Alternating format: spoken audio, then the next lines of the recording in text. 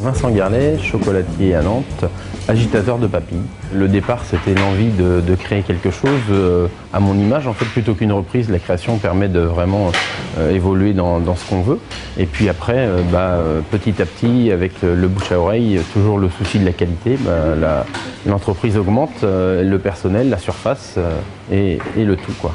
Et le nombre de clients, bien sûr. On travaille en fait sur les crus de cacao, on fait nos assemblages, nos mélanges, et puis après tout le processus pour élaborer, que ce soit les chocolats, les moulages, la pour Pâques, la pâtisserie, toutes les sortes de gâteaux, de verrines, les macarons.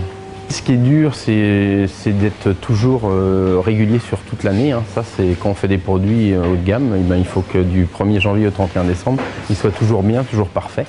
Donc ça, c'est de savoir le transmettre au personnel pour qu'il puisse lui aussi refaire à l'image de ce qu'on veut.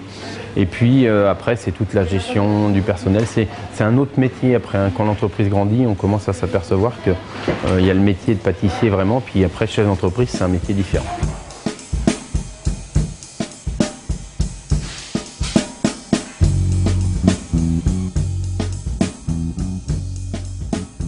C'est déjà de se faire une expérience solide.